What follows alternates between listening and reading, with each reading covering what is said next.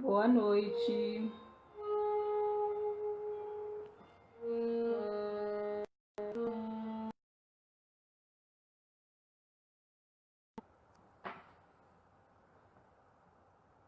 Vamos aguardar alguns minutos para podermos começar o Evangelho no Lar. Vocês estão me ouvindo? Quem estiver me ouvindo aí, por favor, me dê um sinal.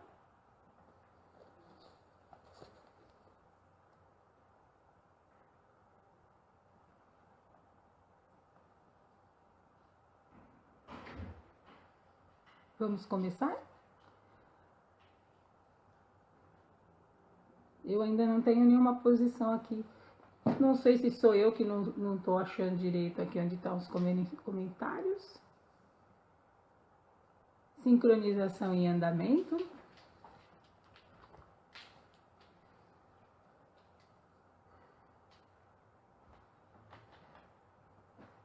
Tudo bem?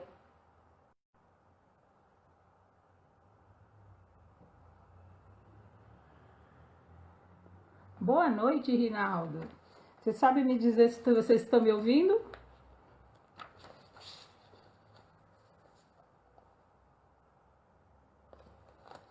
Bom, acredito que sim, né? Porque hoje estou aqui no fone de ouvido, mas já usei hoje cedo.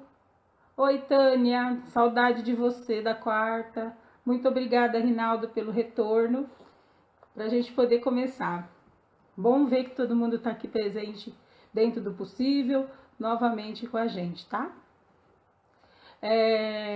Hoje estamos aqui, eu estava quinta-feira passada, meu nome é Débora Saurim, na página do Henrique de Castro, da Associação Espírita, que sempre nos acolhe para os trabalhos, para a reflexão, para a confraternização junto de nossos amigos. Agora a gente não está junto, por desafios aí materiais que se apresentam para a gente, mas a gente pode estar aqui junto, né, conversando, sintonizando as nossas vibrações, os nossos pensamentos, para poder aprender um pouco mais sobre o Evangelho no Lar. Hoje, eu gostaria até de comentar que eu na última vez que falei da gente trazer outros textos, ou mesmo o Evangelho, assim, para poder ficar mais simples a compreensão das crianças, até dos mais idosos, até da gente. Às vezes a gente teve um dia cheio, a gente quer uma leitura mais fluida, né? E aí hoje eu trouxe do Evangelho segundo o Espiritismo, porque eu sei que lá também tem muita coisa boa e muitas histórias interessantes que a gente conhece, das parábolas, por exemplo. A Marielle contou a dos talentos há pouco tempo e hoje eu trouxe outra, para que a gente possa conversar. É capaz de vocês falarem assim, parábolas a gente já conhece, já sei todas, já sei como elas terminam. Mas o interessante é isso. A gente ainda está aprendendo e Jesus ainda fala com a gente de forma figurada. E a cada momento que a gente lê de novo a parábola, a gente percebe outras coisas, outros ensinamentos, porque nós somos outra pessoa naquele momento, tá?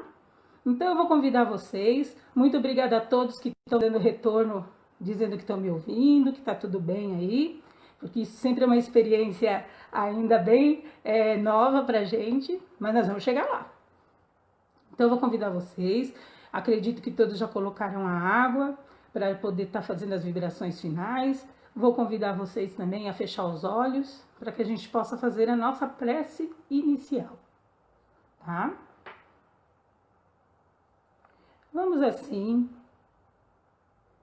buscando a tranquilidade, a harmonia do ambiente que preparamos para este momento. Um momento de encontro com Deus, um momento de aprendizado sobre os exemplos de Jesus.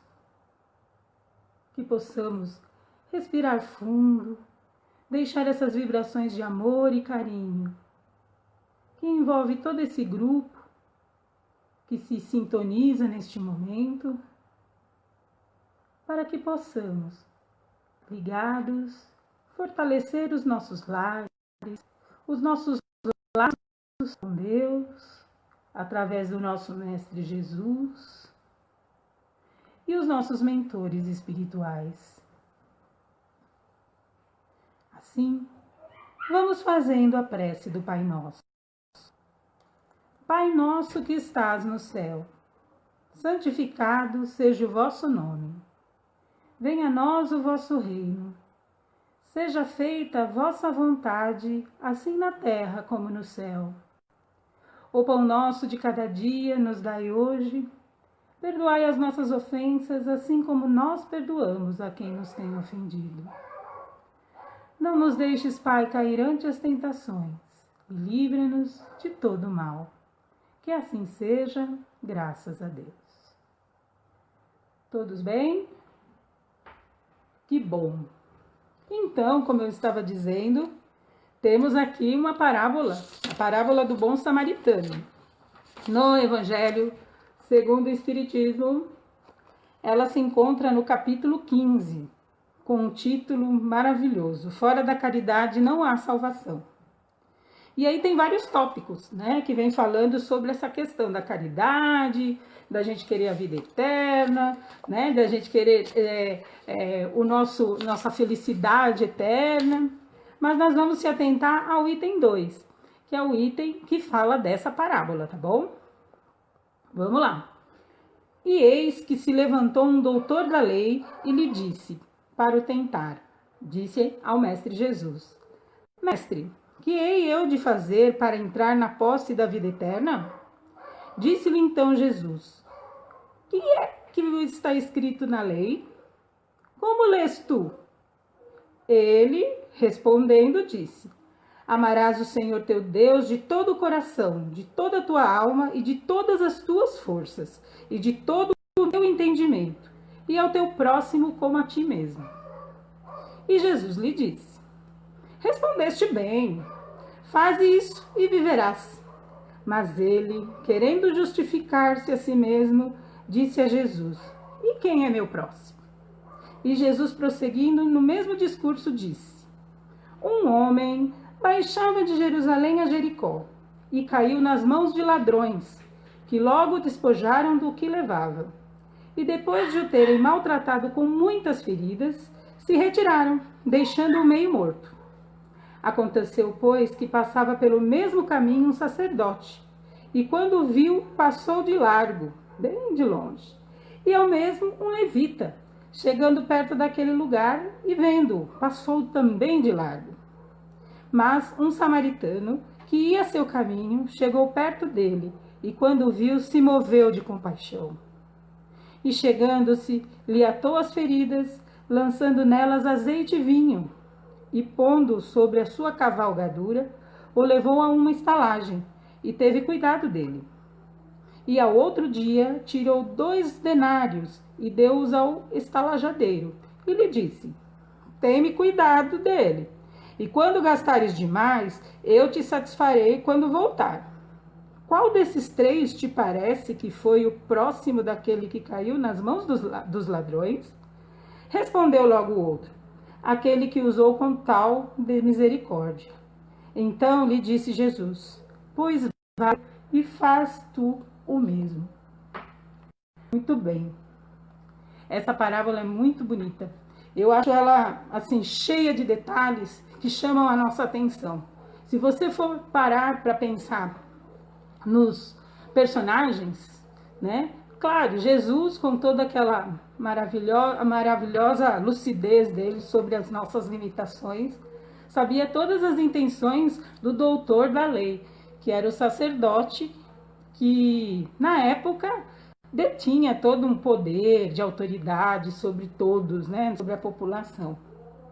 Ele também usou de exemplos personagens daquela época. O sacerdote, né? Como ele colocou o levita, que é um personagem da época de uma outra tribo, de um outro grupo de conhecimento, de cultura, que também acreditava em Deus, mas o seguia e exemplificava isso de outra forma. E depois o samaritano, Quem aqui já leu sobre o Evangelho, já leu as histórias de Jesus, a vida de Jesus, sabe que o samaritano não era bem visto naquela época. Ele era sempre aquele visto de, coitado, ou então que não tinha uma índole muito boa, né? E aí, se a gente for pegar esses personagens nesse contexto social da época e ver qual que foi que ajudou, já dá para pensar muita coisa, né? No nosso dia a dia, do que a gente pode estar fazendo, ou não, né? O que a gente faz ou o que a gente não faz. Se eu me lembro, até por isso eu escolhi essa parábola, porque eu comecei a pensar e eu me lembro da época que eu era da evangelização infantil, que agora é educação espírita infanto-juvenil, quando eu trabalhei, que a gente fez uma adaptação dessa parábola. E nessa adaptação, me veio até na cabeça os personagens. Eu me lembro que a gente colocou o católico como sacerdote, o levita como o espírita e o samaritano como o ateu. E deu uma polêmica entre o grupo de crianças que estavam lá conversando, né, quando a gente foi explicando, porque a gente vê as pessoas e tem essa tendência a rotular. Mas a ação que elas têm é o que fala mais alto. A verdade é essa, né? Dentro de cada momento. E é isso que a gente é chamado agora a todo momento, para a gente ver qual que é a nossa ação. O que nós estamos fazendo. No papel de qual deles a gente quer pôr. Claro que todos nós vamos pensar, eu mesmo pensaria, não, eu sou aquela que vai ajudar. Eu vou ser aquela que vai poder colaborar com ele. Afinal, eu estudo espiritismo, eu busco fazer a caridade, eu tento ser humilde. Mas quando a gente vai ver os detalhes de como o samaritano teve a boa vontade de ajudar aquela pessoa que foi salteada lá, bateram nele e assaltaram ele, eu vejo que a gente está um pouquinho, eu pelo menos ainda estou um pouco aquém, porque aí eu penso assim, poxa, não foi só, você tá bem, ajudar a levantar, né? Ele cuidou das feridas, ele acolheu ele a um lugar para que ele pudesse repousar, ele deixou outra pessoa cuidando dele. Depois ele falou, se você gastar muito, quando eu passar de volta, eu te pago o que for a mais que tenha gastado.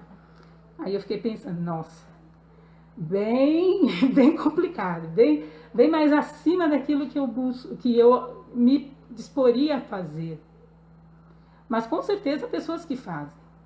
A gente vê muitos exemplos, né? O tempo todo, principalmente nesses momentos de necessidade que a gente vê. Importante quando a gente vê as notícias, ou buscar as notícias, sabemos que tem notícias negativas, mas o que a gente busca as notícias positivas também. Tem muita gente aproveitando esse momento para fazer a caridade.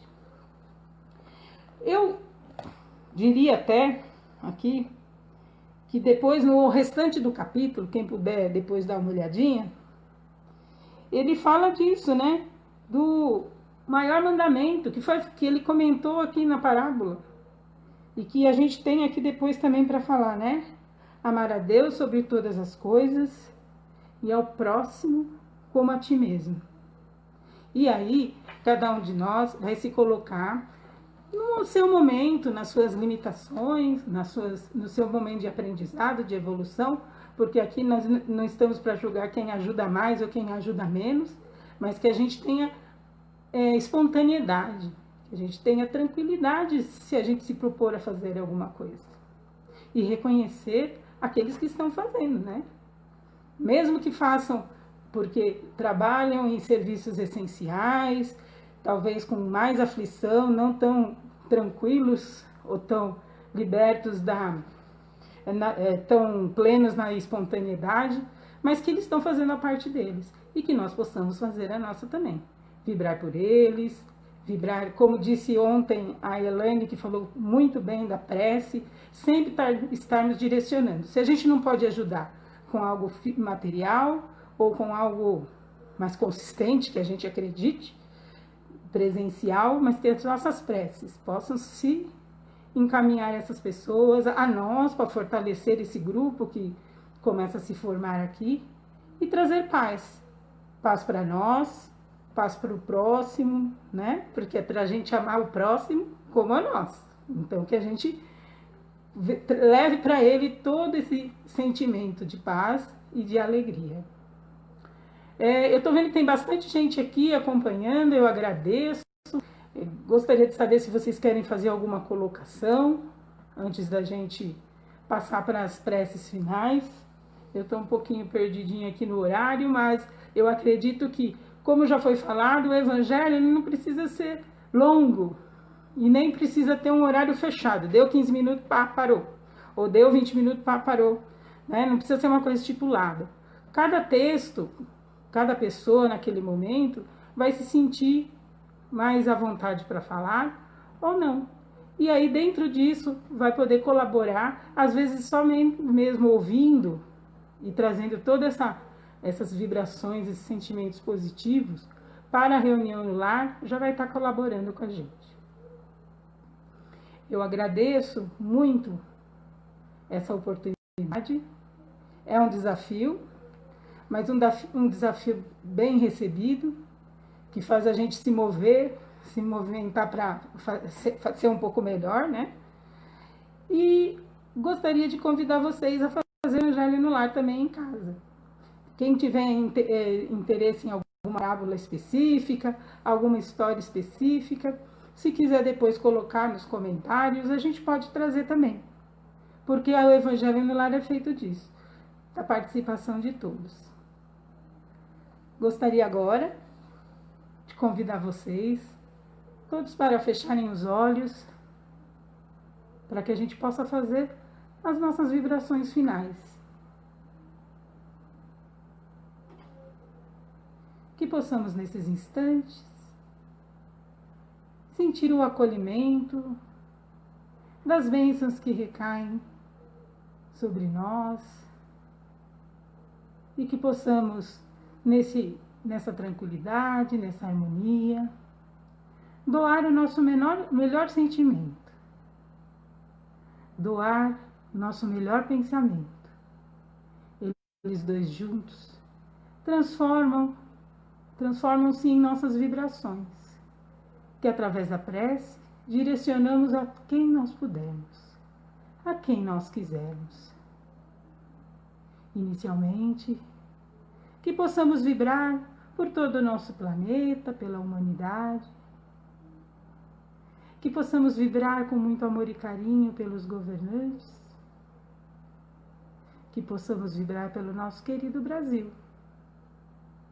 e que dentro dele, por todos os lares que se constituem, que Jesus possa trazer alívio, fortalecimento e paz. Assim, vamos com muita paz e tranquilidade, acompanhando a prece da serenidade e lembrar dela sempre que assim for necessário. Concedei-nos, Senhor, a serenidade necessária para aceitar as coisas que não podemos modificar, coragem para modificar aquelas que podemos e sabedoria para distinguir uma das outras. Que assim seja, graças a Deus. Espero que todos estejam bem, que agradeço novamente essa oportunidade, que nós possamos nos ver em breve novamente. Boa noite a todos.